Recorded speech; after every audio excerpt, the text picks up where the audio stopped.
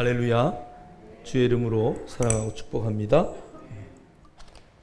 미국의 프랭크 맥나라마라는 유명한 사업가가 있습니다. 1950년도에 그는 이제 많은 손님들, 자기의 귀한 손님들을 모아놓고 파티를 열었습니다. 그리고 그들에게 이제 식사를 제공하고 식당에 가서 결제를 하려고 하는데 지갑을 사무실에 놓고 온 거예요. 굉장히 난감한 일을 통해서 어려움을 당했어요. 그리고 그는 그의 변호사에게 야, 내가 이런 일을 다 당했는데 외상으로 나중에 갚겠다고 막 사정을 하고 이런 일을 하다 보니까 너무 자신이 수치스러웠고 또 지갑을 놓고 왔다는 거에 대해서 이제 많은 본인의 사업가니까 많은 사람들을 모아놓고 그런 일을 당했으니까 얼마나 황당해요. 그래서 자기의 변호사와 상의를 하다가 1950년 미국 최초의 신용카드를 개발해서 퍼뜨리는 장본인이 되었습니다. 그래서 그가 만드신 그 카드가 다이너스티 카드? 뭐 예전에 굉장히 많이 쓰던 것 같은데요. 다이너스티 카드. 그래서 말 그대로 식당 카드. 신용으로 결제하고 나중에 갚을 수 있는 그런 카드를 최초로 만들었습니다. 여러분의 인생의 실패는 어떤 의미가 있습니까? 여러분 인생의 실수는 어떤 의미가 있습니까? 오늘 이 한 사람 때문에 전 세계가 신용카드라는 것에 혜택을, 또 어떻게 보면 부작용도 있지만 또 많은 사람은 순기능으로 혜택을 보고 있죠. 신용이라는 것을 모르던 시대에 신용사회를 만들겠다는 그런 역발상적인 사업을 통해서 그는 엄청난 부를 손에 쥐게 되고 그 부를 통해서 많은 일들을 했던 것을 우리는 알 수 있습니다. 여러분, 우리에게 실패는 언제나 기회가 된다는 것을 여러분 절대 잊지 마십시오. 여러분이 실수하고 주저앉아서 아이고 나는 아무것도 할 수 없어. 그것이 아니라 그 실수를 정말 더 큰 영광으로 바꿀 수 있는 그런 놀라운 은혜가 나타나기를 주의 이름으로 축복합니다.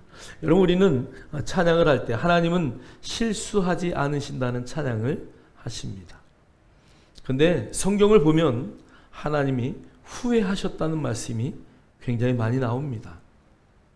하나님은 전능하신 하나님이고 부족함이 조금도 없는 하나님인데 성경을 보면 그 하나님이 사람 지으심을 후회하였다. 내가 너희를 내 백성으로 삼은 것을 후회했다고 말씀하셔요. 모세 앞에서는 송아지를 만들어서 춤추는 이스라엘 백성들을 다 죽여버리고 내가 너를 통해서 다시 새로운 민족을 만들겠다라고 말씀하셔요.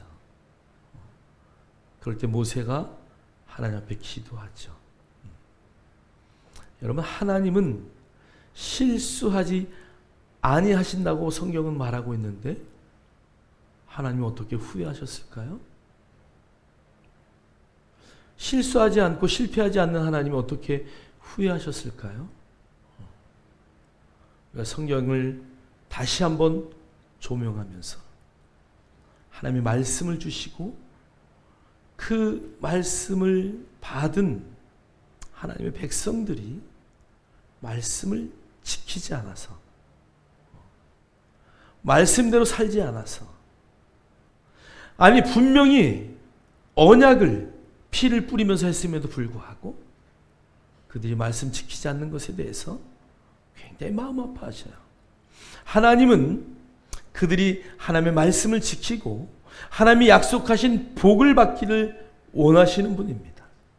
신명기에 보면 하나님이 그 말씀을 주셨는데 말씀을 지키는 자에게는 복을 주시되 말씀을 지키지 않는 자에게는 어떻게 하셔요?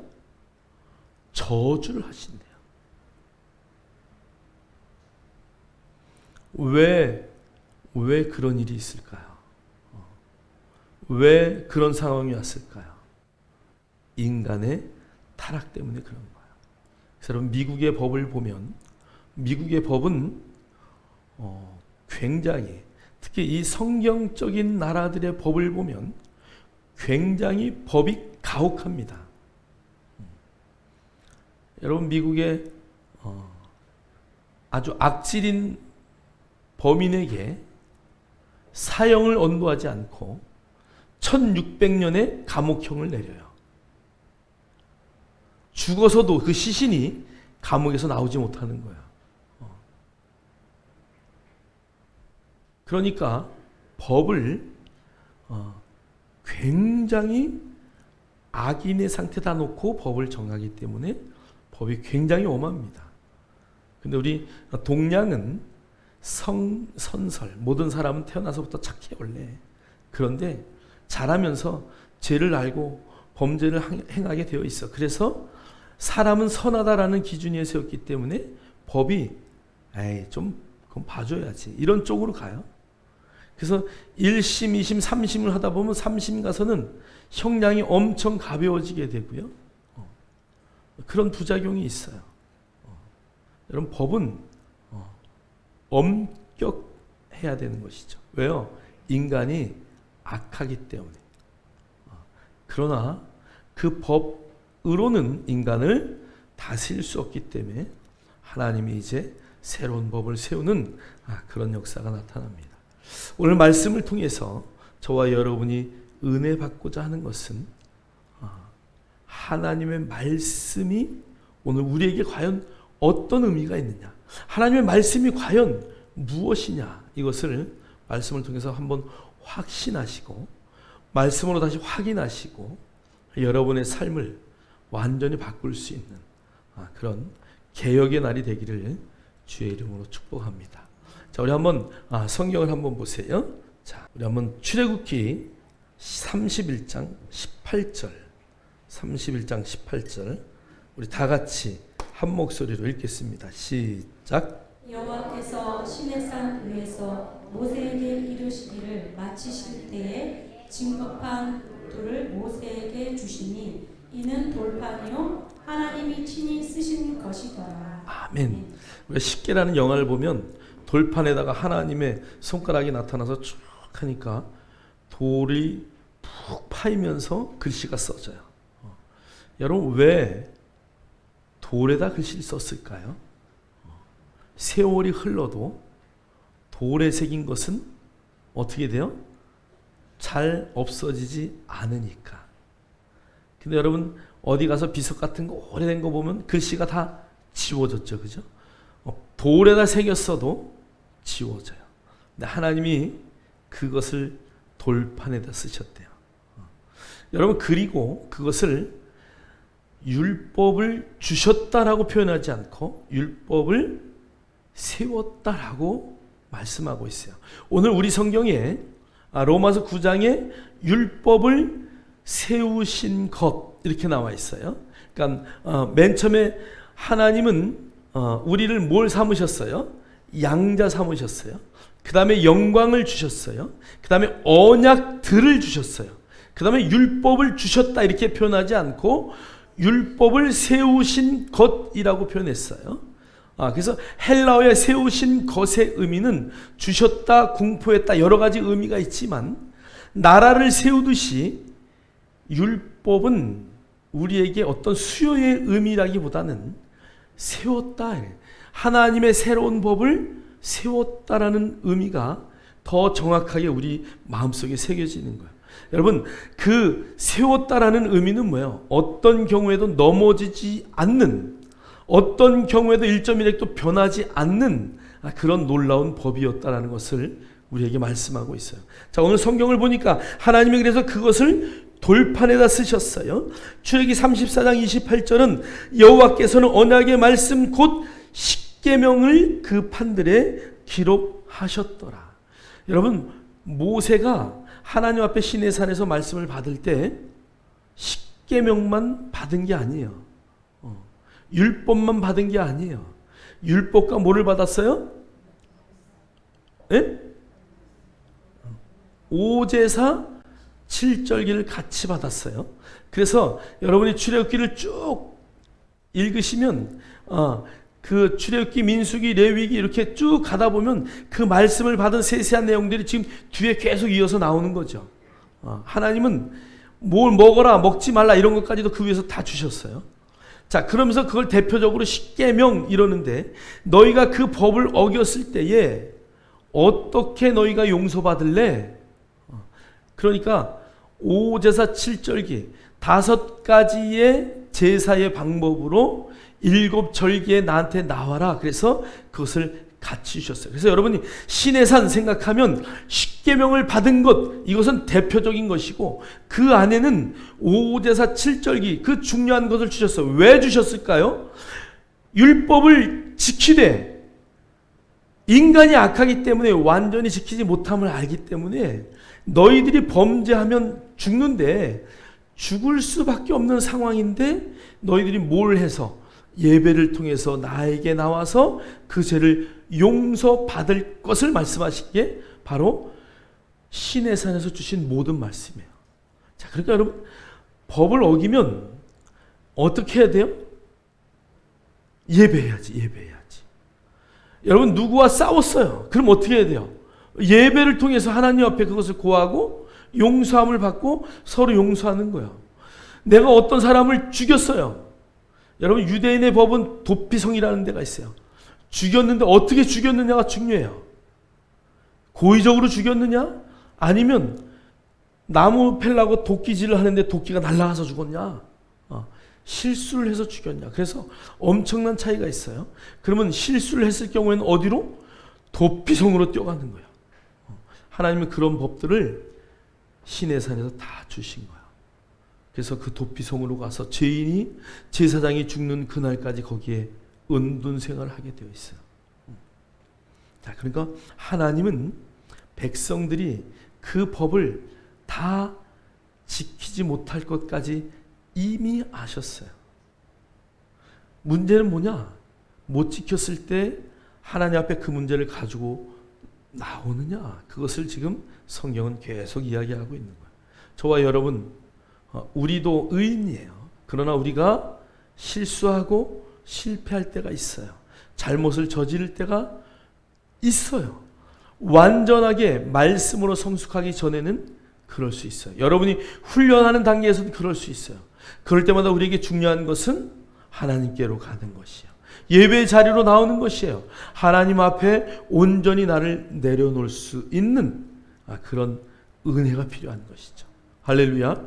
자, 그래서 우리 한번 성경을 읽겠어요. 자, 우리 신명기 17장 18절로 19절 말씀인데요. 다 같이 읽겠습니다. 시작. 그가 왕에 오르거든 이 율법서의 등사본을 레위 사람 제사장 앞에서 책에 기록하여 평생을 자기 옆에 두고 이루어 그의 하나님 여호와 경외하기를 배우며 이 율법의 모든 말과 이 규례를 지켜 행할 것이라. 아멘. 그러니까 오늘 하나님이 이스라엘 왕을 세울 때 왕에게 뭐라고 말씀하냐면, 너 율법책을 다 그대로 써가지고 네 머리맡에 두고 늘 율법을 읽어야 된다. 왜 그러냐면 이 뒤에 신명기의 뒤에 설명을 보면 내가 그렇게 해야 뭐가 되지 않느냐? 교만해지지 않는다. 이렇게 설명하셔요. 그래서 왕이 되는 순간 말씀을 열심히 읽고 말씀을 볼 수 있도록 하나님 말씀하셨어요. 자, 그 다음에 왕에게 있어서 또 다른 3가지가 있는데, 왕이 될 사람, 왕이 등극했을 때 해야 할 일, 말씀 외에 3가지는 뭐냐 하면 말을 많이 두지 말라는 거예요. 말. 병말을 많이 두지 말아라. 병말을 많이 두면 뭐가 일어나요? 전쟁이 일어나요. 그러니까 어떤 경우에도 너는 말을 많이 두어서 싸움하지 말아라. 2번째는 뭐예요? 여자를 많이 두지 말아라. 뭐 요즘 뭐 보니까 뭐 2, 3 뭐 능력대로 가는 거지. 여러분, 하나님은 아담에게 누구만 줬어요? 하와. 갈비뼈 2개 뽑지 않았어. 하나만 뽑았어.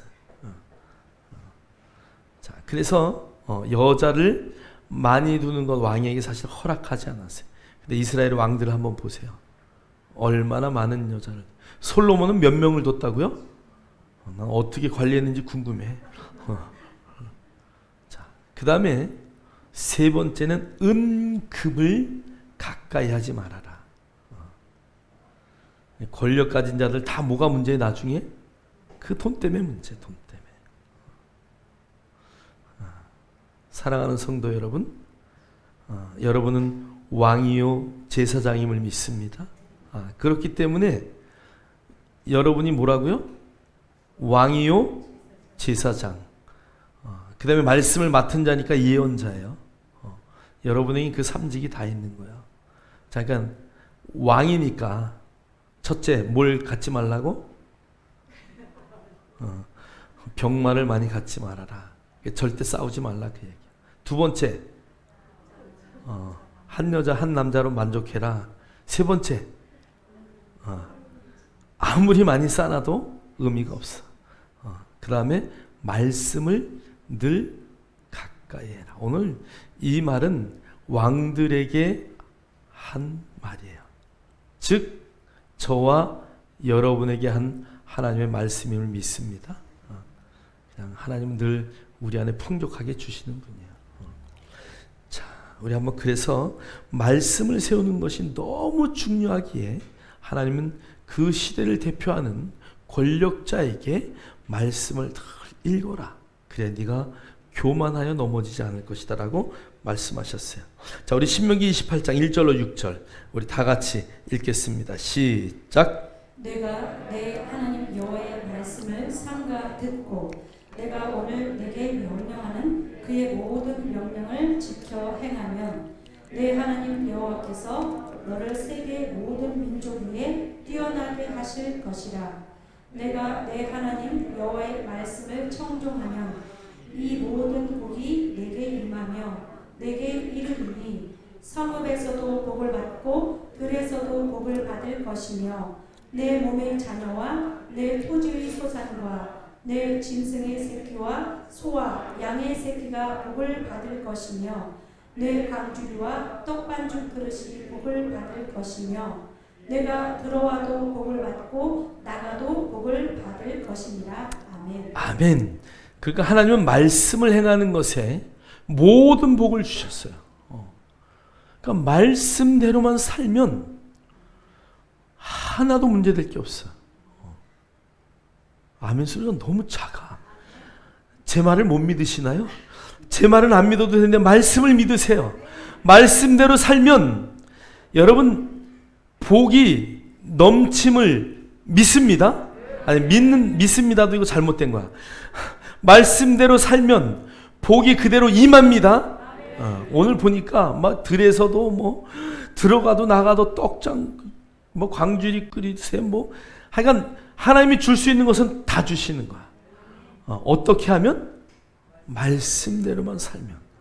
문제는 말씀대로 사는 게 쉽냐 어렵냐 이거야. 자, 말씀대로 사는 게 쉽다 왼발을 들으세요. 어렵다 오른발 들으세요. 오른발 들은 분이 굉장히 많네. 제가 손을 들게 하면은 괜히 또 손 들었다가 틀린 답이면 그냥 예배 내내 그게 생각이 내가 왜 손을 들었지? 그럴까봐 내가 발을 들으라는 거예요. 자, 오른발 들으신 분들 말씀대로 사는 게 어렵다. 성경은 뭐라고 말하는지 한번 우리 신명기를 한번 펴보세요. 신명기 30장 복 받는 길에 대해서 쭉 말씀하시고요. 11절에서 14절에 오늘 주님이 놀라 말씀하셔요. 자, 읽겠습니다. 시작. 내가 오늘 내게 명령한 이 명령은 내게 어려운 것도 아니요 먼 것도 아니라 하늘에 있는 것이 아니니 내가 이르기를 누가 우리를 위하여 하늘에 올라가 그의 명령을 우리에게로 가지고 와서 우리에게 들려 행하게 하랴 할 것이 아니요 이것이 바다 밖에 있는 것이 아니니 내가 이르기를 누가 우리를 위하여 바다를 건너가서 그의 명령을 우리에게로 가지고 와서 우리에게 들려 행하게 하랴 할 것도 아니라 오직 그 말씀이 내게 매우 가까워서 내 입에 있으며 내 마음에 있은즉 내가 이를 행할 수 있느니라. 아멘. 오늘 보니까요, 이 명령은 내게 어려운 것도 아니요. 그러니까 오늘 이 말의 부정은 어려운 것이 아니다. 그러면 어떤 얘기예요? 쉽다는 거야, 쉽다. 너무 쉽다는 거야. 멀리 있는 것도 아니래. 하늘에 있는 것도 아니고 바다 건너편에 있는 것도 아니고 바로 어디에 있다고요? 내 입에 있다는 거예요. 이 말은 뭐예요? 말이 너무 쉽다. 하나님 말씀을 네 입으로 계속 말하라 이거야. 주의 말씀은 내 발의 등이요 내 길의 빛이니이다. 율법은 선한 것입니다. 하나님의 말씀은 옳습니다. 그 말씀을 어디에다가 이 입에다가 늘 선포하고 고백하고 여러분의 입술로 하나님의 말씀을 말하면 그대로 살아내는 것은 너무 쉽다. 지금 그 얘기야. 할렐루야. 이제 제가 말씀대로 살기가 어렵습니까? 쉽습니까? 그리고 물어보면 여러분들은 뭐라고 대답하셔야 돼요? 아멘. 쉽습니다. 라고 대충 얘기하지 말고 자신 있게 할렐루야. 정말 그러셔야 돼. 말씀대로 사는 것은 너무 쉬워요. 자, 오늘 여호수아 1장 8절도 이렇게 우리에게 축복하셔요. 읽겠습니다. 시작. 너는 이 율법책을 내 입에서 떠나지 말게 하며 밤낮으로 그것을 묵상하여 그 안에 기록된 대로 다 지켜 행하라. 그리하면 내가 내 길을 형통하게 하며 또한 크게 성공하리라. 아멘. 아멘. 그럼 너무 쉬운 거니까 이 율법책을 내 입에서 떠나지 말게 하고 계속 너 읊조려라. 여기 묵상이란 단어거든요. 묵상이란 단어는 하나님의 말씀을 입에서 떠나지 않게 계속 말하는 거예요. 그냥 시간만 남은 말씀을 계속 말하는 거예요. 말씀이 떠나지 않게 하십시오. 하나님이 그 율법을 세우신 목적이 저주하려고 하지 말라는 것 해가지고 저주 주려고 하시는 게 아니라 하나님이 하라는 것 해서 복 받기를 원하시는 게 하나님 마음이에요. 그 쉬운 말씀, 계속 말씀을 입술로 말하고 입술로 선포하는 것, 그것이 하나님의 뜻이라는 것이에요. 그렇게만 하면 내 길이 형통하고 내 길이 평탄할 것이다. 여러분 어떤 길 가길 원해요? 평탄한 길 가기 원하죠. 어떤 길 가기, 형통의 삶을 살기 원하죠. 그런데 우리는 말씀과 자꾸 다른 길을 가려고 해요. 내 안에 어떤 문제가 있으면 그 문제 때문에 그냥 그걸 어떻게 사귀지 못하고, 여러분 그럴 때 뭐 해야 돼요?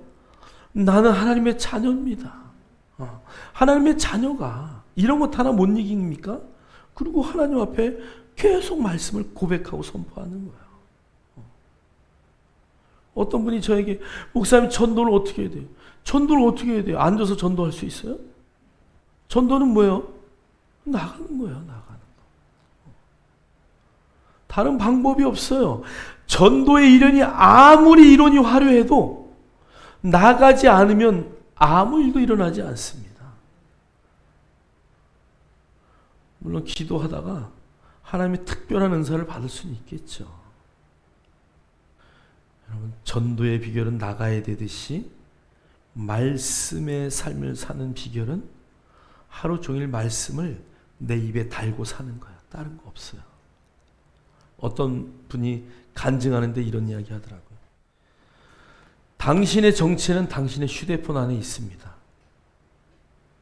휴대폰 안에 오늘 내가 성경 어디를 읽었고 유튜브는 뭘 봤고 특별히 여러분 구글에서는 여러분의 가는 행선지까지 휴대폰을 키자마자 그게 다 위치가 추적이 돼요. 어디 가 있는 것까지 다 알아요. 여러분 8.15 광장에 갔던 사람들 다 추적해 찾잖아요. 그죠? 동일해요. 어차피 저와 여러분의 삶은 다 노출되어 있어요. 그러니까 그 사람의 핸드폰을 딱 보면 그 사람이 얼마나 음란한 걸 많이 봤는지, 게임은 몇 시간 했는지, 유튜브로 쓸데없는 드라마를 봤는지, 말씀을 봤는지, 이게 다 나와요. 앞으로 제가 휴대폰 좀 가져오세요 그러면 여러분 떠셔야 돼. 검색하면 다 나와. 보니까 어떻게 치면 그것까지 다 나와. 뭘 보고 언제 뭘 보고 이게 다 뜨더라고요.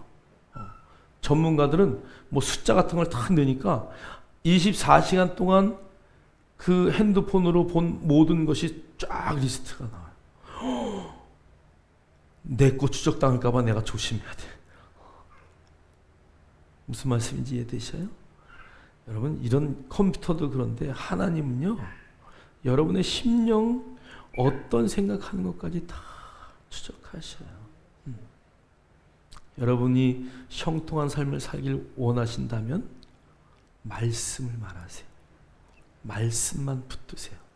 그것이 형통의 길을 가는 하나님의 방법임을 확신합니다. 자, 에스겔 12장 28절 읽겠어요. 시작. 그러므로 너는 그들에게 이르기를 주 여호와의 말씀에 나의 말이 하나도 다시 더디지 아니할지니 내가 한 말이 이루어지리라. 나 주 여호와의 말이니라 하셨다. 네, 그러니까 오늘 에스겔 선지자를 통해서 이제 말씀을 이루겠다라고 예언하셔요.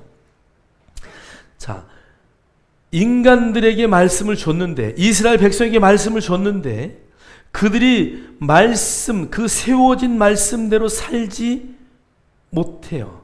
그래서 성경은 율법으로는 의롭게 될 자가 하나도 없다고 말씀하시고요, 말씀을, 그 좋은 말씀을 주셨으나 그 말씀대로 성공한 자가 없을 것을 하나님이 아셔요. 그래서 그 말씀을, 세워놓은 말씀을 이루기 위해서 누구를 보내요? 말씀이신 예수 그리스도를 이 땅에 보내셔서 육신의 몸을 입고 하나님이 세우신 말씀을 그대로 이룬 예수 그리스도, 그 본을 우리에게 보이시기 위해서 하나님이 독생자 예수 그리스도를 이 땅에 보내시고 그를 통해서 우리에게 생명을, 우리에게 형통을, 우리에게 하나님의 부요함을, 우리에게 하나님의 놀라운 일하심을 보여주시기 위해서 그분을 보내셔요.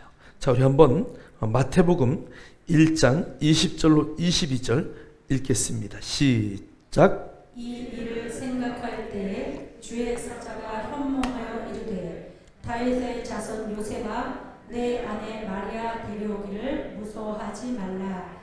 그에게 잉태된 자는 성령으로 된 것이라.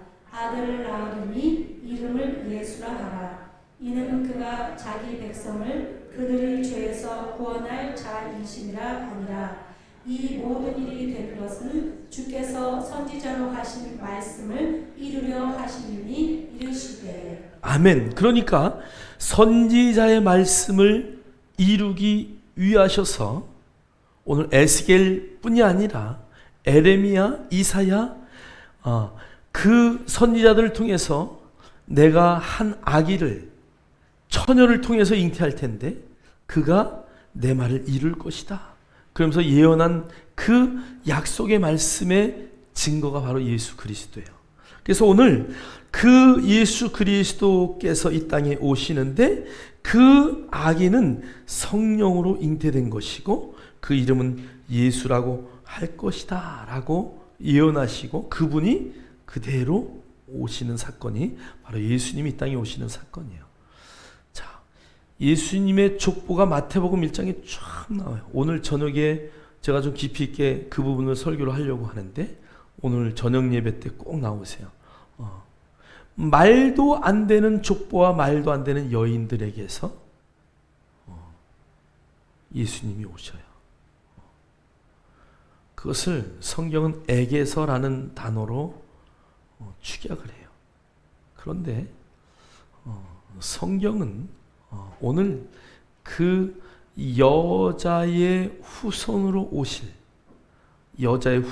오실 예수 그리스도, 그분은 성령으로만 잉태된 분이다. 그래서 여러분 그 성령으로 되신 분이 이 땅에 오셔서 뭘 입어요? 육신을 입는 거예요. 그래서 예수님과 우리는 뭐가 다르냐? 그분은 완전하신 하나님이셔요. 그리고 완전하신 우리와 동일한 육체를 입으셨다는 것이에요. 우리는 완전한 육체를 입었지만 완전하신 하나님의 형상을 그대로 만드셨는데 아담과 하와의 잘못으로 해서 그것을 다 잃어버렸어요. 그래서 예수님이 오셔서 이제 그 처방을 우리에게 내리시고 그를 믿는 자마다 영생을 주는 놀라운 믿음의 역사가 나타나시는데, 예수님은 그래서 성령으로 오셨고 그분은 말씀으로 오셨다는 것을 요한은 계속 정리하고 말씀하고 있어요. 자, 요한복음 1장 14절 우리가 잘 아는 구절인데요. 읽겠습니다. 시작. 말씀이 육신이 되어 우리 가운데 거하시네.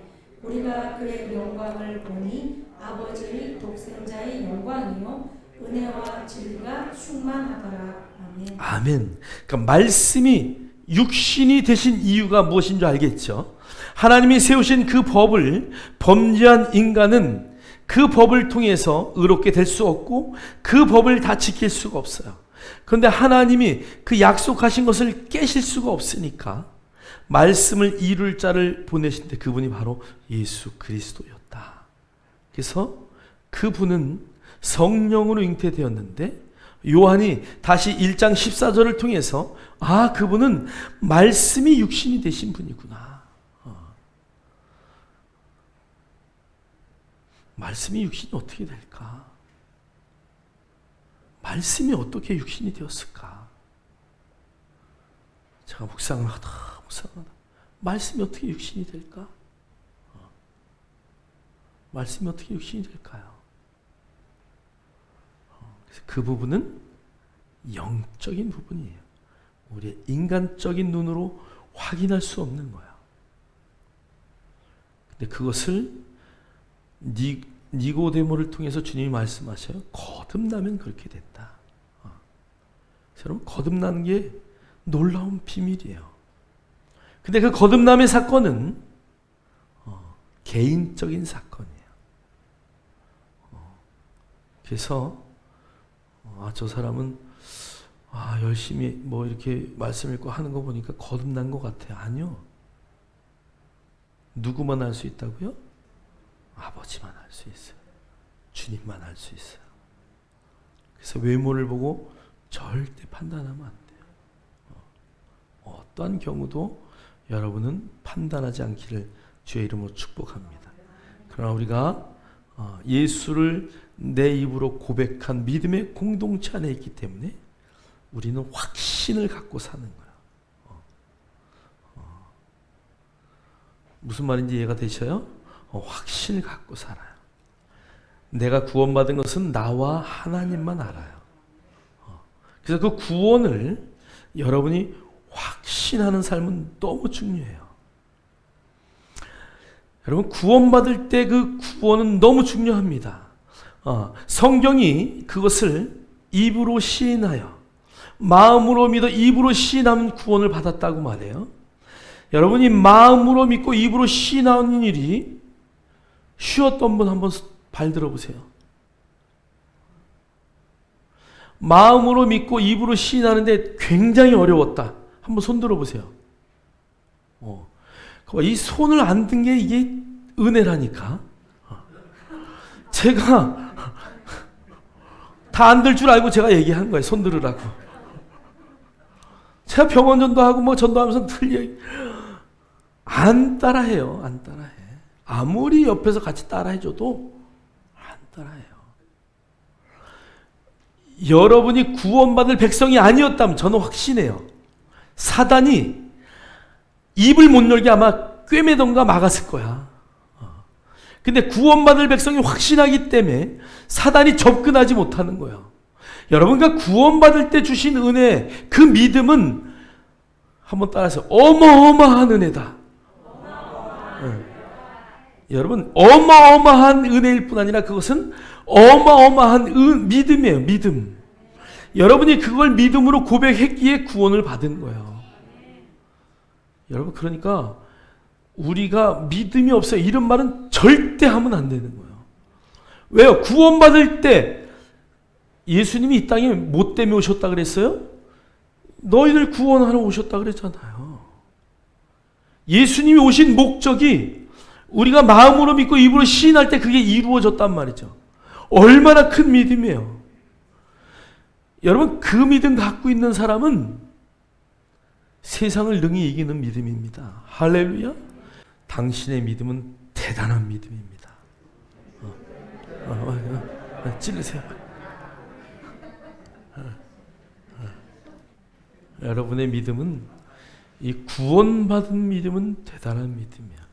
자, 그러니까 구원받을 때 믿음이 워낙 크기 때문에 이 땅에 살면서 뭐 어떤 문제가 생겼다, 그건 뭐 아무것도 아니죠, 그죠?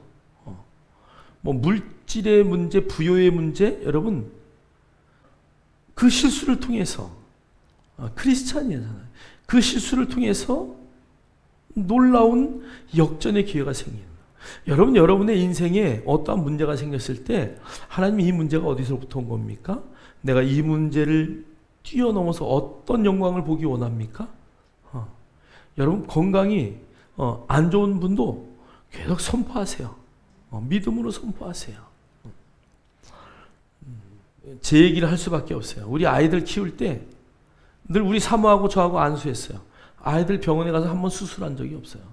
어디가 아프다 그래도 의사는 뭐라고 해도 치료하는 거예요. 여러분의 입술에 그 고백이 살고 죽는 믿음의 역사가 있다는 것을 여러분 잠시도 잊지 마십시오. 그러니까 여러분 안에 있는 그 믿음은 어마어마하게 큰 겨자씨의 믿음이에요. 할렐루야. 무슨 말인지 이해가 되시죠? 여러분, 믿음은 잘하지 않아요. 믿음은 여러분 안에 벌써 이미 있어요. 여러분 안에 그 있다는 것을 확신하고, 아이고 나는 뭐 여러분 겨자씨만한 믿음이 있어도 산을 들어 바다에 던진다고 하셨는데 그 믿음이 얼마나 큰 믿음인 줄 아세요? 내 안에 있는 믿음은 큰 믿음이라는 것을 여러분 늘 인식하셔야 돼요. 나는 구원받은 백성이야. 구원받을 때 주신 그 믿음은 엄청난 큰 믿음이야. 누가 건들 수 없는 믿음이에요. 사단이 건들 수 없는 믿음이에요. 그 믿음을 소유했기에 우리는 언제든지 믿음으로 살아가는 거예요. 선포하는 거예요. 고백하는 거예요. 그럴 때 여러분의 삶의 환경이 바뀌는 거예요. 오늘 내가 어떤 말을 했느냐는 내일 내가 어떤 인생을 살아가느냐를 결정짓는 거예요. 그런 말을 선포하기를 주의 이름으로 축복합니다. 그래서 예수님이 그 샘플, 말씀을 이루는 삶이 무엇인지, 말씀을 세우셨는데 하나님이 세우신 그 말씀대로 살아가는 것이 어떤 것인지를 보여주기 위해서 이 땅에 오셔서 예수님이 한 3가지 사역, 말씀을 가르치셨어요. 복음을 전파하셨어요. 가는 곳마다 병자를 고치셨어요. 여러분, 예수님의 이 3가지 사역은 저와 여러분이 그대로 따라해야 할 사역입니다. 할렐루야. 여러분, 어떤 것 하나도 부족하지 않아요. 여러분 안에 있는 그 믿음으로 가르치고 선포하고 병자를 고치십시오. 할렐루야. 할렐루야. 정말 아멘 하셔야 돼요. 여러분, 그 삶을 여러분 예수님을 통해서 말씀이 육신이 되어서 이루신 그것들을 우리에게 보여주시는 거예요. 그것을 본 자는 할 수 있어요. 예수님이 이런 말씀하셔요. 아버지를 본 자는 아버지의 일을 할 수 있다. 너희들도 나를 봤으니까 나의 일을 해야 한다라고 말씀하시는 거죠. 할렐루야. 그 일을 행하기를 주의 이름으로 축복합니다. 자, 누가복음 24장 44절 45절 읽겠습니다. 시작. 또 이르시되 내가 너희와 함께 있을 때에 너희에게 말한 바 곧 모세의 율법과 선지자의 글과 시편에 나를 가리켜 기록된 모든 것이 이루어져야 하리라 한 말이 이것이라 하시고 이에 그들의 마음을 열어 성경을 깨닫게 하시고. 아멘. 그러니까 성경을 열어서 깨닫게 하는 거야. 성경이 누구에 대한 이야기예요? 예수 그리스도. 그분이 이 땅에 오셔서 하나님의 말씀을 1.1획도 변함없이 온전히 이루실 것을 예언하시고 예수님이 오셔서 그 일을 그대로 하셔서 그것을 본 자마다 그 일을 그대로 하는 거예요. 저와 여러분이 예수 그리스도 안에서 그 일을 행할 수 있다는 것을 오늘 성경을 통해서 우리에게 말씀하시는 거예요. 그래서 여러분, 그 성경을 통해서 예수를 보지 못하면 우리는 성경을 잘못 보고 있는 거예요. 어디를 보든. 아까 그 능력의 이름 예수, 그 능력의 이름 예수, 그것을 우리가 가졌다는 것을 여러분 늘 명심하시기를 주의 이름으로 축복합니다. 자, 우리 한번 히브리서 10장 9절로 10절 읽겠어요. 시작. 내가 하나님의 뜻을 행하러 왔나이다 하셨으니 그 첫째 것을 패하심은 둘째 것을 세우려 하심이라. 이 뜻을 따라 예수 그리스도의 몸을 단번에 들이심으로 말미암아 우리가 거룩함을 얻었노라. 아멘. 그러니까 오늘 예수님이 오셔서 첫 번째 것을 제거하셨어요.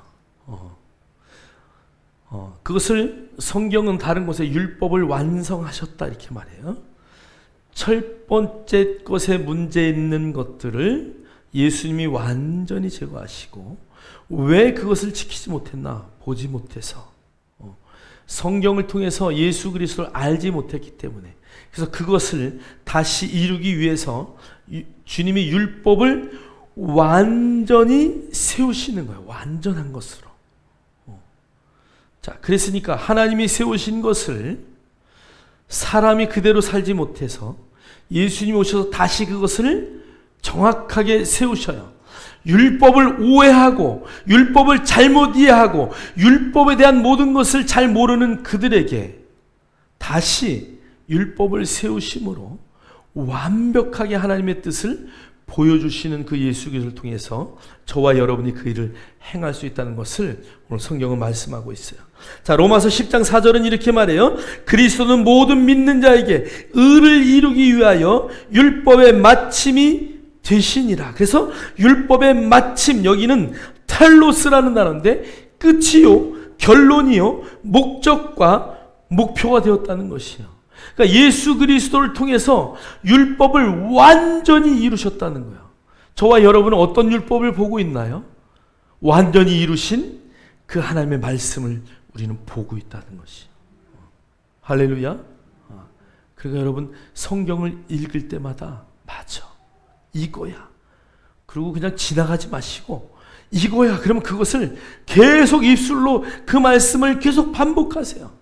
몇 번? 여기에 새겨질 정도로, 마음에 그것이 새겨질 정도로 계속 암송하시고 고백하시고 선포하시고, 그래서 그 말씀이 여기에 세워진 다음에는 말씀대로 살아가는 거예요. 할렐루야. 자, 오늘 말씀으로 우리를 그래서 낳으셨다고 성경은 말하고 있어요. 우리의 힘으로 될 수 없기 때문에 우리의 본질을 완전히 바꿔놓으셔요. 마귀의 자녀에서 원래 하나님의 자녀인데 뱀의 꼬임 때문에 빼앗겼어요. 모든 것을 빼앗겼어요. 그래서 사단의 자녀, 마귀의 자녀로 됐는데 그것을 하나님이 다시 하나님의 자녀로 뺏어오셔요. 그것이 바로 저와 여러분의 본질이에요. 자, 그래서 오늘 저와 여러분을 그 빼앗는 과정 가운데 하나님 어떻게 성경은 말씀하고 있나? 자, 우리 잘 아는 구절이에요. 베드로전서 1장 23절 다 같이 읽겠습니다. 시작. 너희가 거듭난 것은 썩어질 씨로 된 것이 아니요 썩지 않을 씨로 된 것이니 살아있고 항상 있는 하나님의 말씀으로 되었느니라. 예, 그러니까 우리를 거듭나게 하셔요. 니고데모가 어떻게 우리가 거듭납니까? 위로부터 나야 된다. 그 말을 니고데모는 그 순간에 잘 이해하지 못했어요. 내가 어떻게 엄마 뱃속에 다시 들어갑니까? 그 율법의 최대 학자가 유치하게 물어봐요. 그러나 저와 여러분은 그 말의 의미를 다 아시죠? 거듭난 게 무엇인지 모르시는 분 있으시면 왼발을 드세요. 예. 양육을 하십시오. 여러분, 거듭났다는 것, 여러분의 몸이 바뀌는 게 아니에요. 거듭났다는 것. 여러분의 생각이 바뀌는 게 아니에요. 거듭났다는 것은 여러분 안에 영이 바뀌는 거예요. 여러분, 영이 죽었다라는 의미. 아담과 하와가 범죄하고 죽었다는 의미가 뭐예요? 영이 죽었어요. 영이 죽었다는 의미는 하나님과 나와의 관계가 단절됐다는 것이에요. 그래서 하나님이 너 거듭나야 돼. 그것은 너와 나의 관계가 다시 이루어져야 되는데 그것을 거듭났다라고 말해요. 그러니까 새로 너를 태어나게 했다. 영으로 다시 새롭게 만들었다. 그런 이야기예요. 그래서 저와 여러분의 영은 하나님과 동일한, 예수님과 동일한 그 하나님과 성령으로 하나 된 영인 줄 확신합니다. 그래서 여러분의 영은 조금도 부족함이 없어요. 우리가 거듭날 때 하나님의 말씀으로만, 여러분 오늘 성경에 말씀으로 되었다라고 그래요. 말씀이 되어버렸어요. 옆 사람하고 대화하지 마세요. 당신은 하나님의 말씀이 되어버렸습니다. 여러분, 이런 귀한 말을 전하는데 그냥 당신은 하나님의 말씀이 되어, 이렇게 하면 떨면서, 손을 떨면서 당신은 하나님의 말씀이 되었습니다. 막 우리 진짜를 말할 때 떨면서 말하잖아. 막 진동이 전해져야 돼. 할렐루야. 여러분 절대 잊지 마세요. 여러분은 말씀이 되었어요. 예수님 오시기 이전의 방법으로는 하라 하지 말라로는 될 수가 없어요. 그러니까 하나님이 아예 말씀으로 우리를 낳으신 거예요. 자, 우리 한번 야고보서 1장 18절 다 같이 읽겠습니다. 시작. 그가 그 피조물 중에 우리로 한 첫 열매가 되게 하시려고 자기의 뜻을 따라 진리의 말씀으로 우리를 낳으셨느니라. 아멘. 하나님의 말씀으로 겟나오, 너 낳게 했다 얘기야. 하나님의 말씀으로 너 위로부터 내가 낳았다 그 얘기하는 거야. 여러분, 자녀의 소유권은 부모에게 있어요. 여러분의 소유권은 누구에게 있나요? 하나님에게 있어요. 그러니까 여러분을 낳으신 하나님, 그 본질이 저와 여러분이에요. 아버지의 DNA가 저와 여러분 안에 있어요. 하나님의 성품이 저와 여러분 안에 있어요. 왜요? 그분이 나를 낳으셨기 때문에. 나의 외형적인 모습뿐 아니라 나의 내면적인 모습 모든 것까지도, 나의 영적인 것은 말할 것도 없고 나의 생각까지도 다 그분의 것이라는 것을 여러분 절대 잊지 마세요. 왜요? 그분이 나를 낳으셨기 때문에. 이제 저와 여러분은 그분이 낳았기 때문에, 그분의 본질이기 때문에 세상을 따라갈 수 없어요.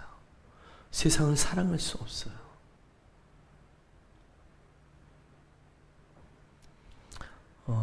정말 한국의 조용기 목사님처럼 성령의 놀라운 기적과 표적과 역사를 일으키신 분이 없죠. 정말 기독교에는 정말 큰 별이, 물론 여러분 뭐 이런저런 댓글도 많고 하지만 여러분 그런 거 볼 필요가 없어요. 우리는 그분의 선한 삶을 보면 돼요. 여러분 그걸 보고 배우는 거예요. 판단은 누가 하셔요? 하나님이 하셔요. 절대 그런 비방하는 말 누가 좋아해요? 비방하는 말들이 막 올라와요. 기독교인들도 막 올려요. 뭐 자기네들끼리 싸우자는 얘기야, 우리 편끼리? 바보 같은 행위예요. 사람이 사람을 만드는 거야. 여러분 선한 것, 정말 대단하게 역사하셨던 것, 하나님이 함께 일하셨던 것, 우리는 그것을 보고 배우고 그분에게 들었던 그 은혜의 말씀들을 갖고 이 땅을 그렇게 살아내면 되는 거예요. 그게 저와 여러분이 해야 할 일이에요. 여러분 우리를 말씀으로 낳은 이유가 있어요. 그것은 하나님의 말씀대로 살게끔 하기 위해서 그래요. 우리 맨 마지막 구절, 우리 로마서 2장 13절 읽겠습니다. 시작. 하나님 율법을 듣는 자가 의인이 아니요 오직 율법을 행하는 자라야 의롭다 얻으리니. 아멘.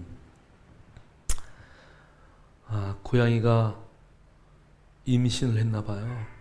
우리 앞에 와서 야옹 야옹 우는데 꼭 애기 우는 소리 같아요. 제가 아침에 올라와서 기도하다가 이렇게 정말 애기 우는 것 같아서 이렇게 고양이를 내려가 보면 막 배는 이만해가지고 막 울어요.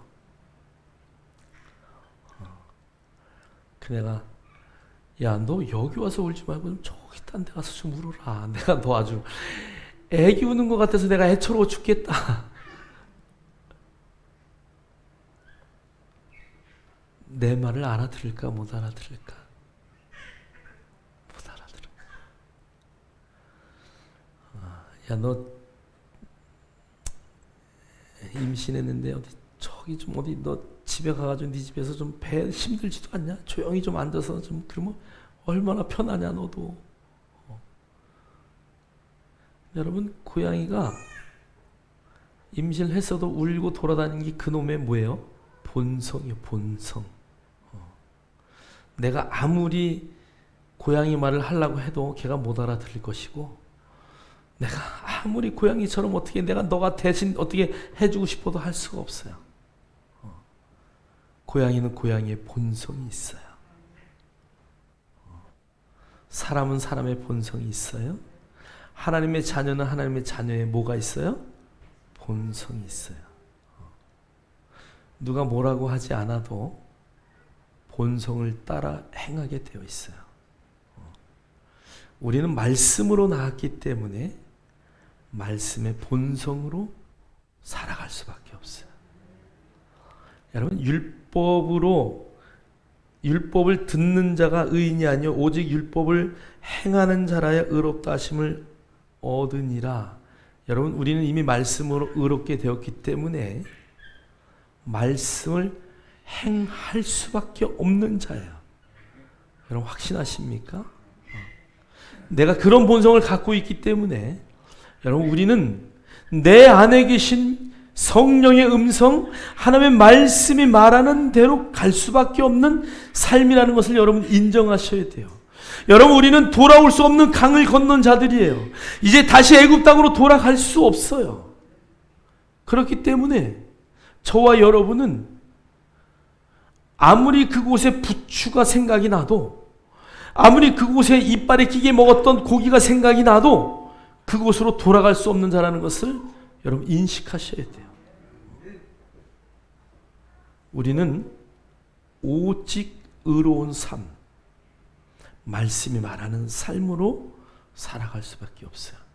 율법이 세워지도록, 오늘 이 세상에 하나님의 말씀이 세워지도록 그 말씀대로 살아가는 예수 그리스도께서 하신 그 일을 본받아 행해야 할 삶이 저와 여러분의 삶이라는 것을 여러분 잠시도 잊지 말고, 어떤 상황 가운데서도 오직 예수, 그 말씀의 삶을 행할 수 있는 저와 여러분 되길 주의 이름으로 축원합니다.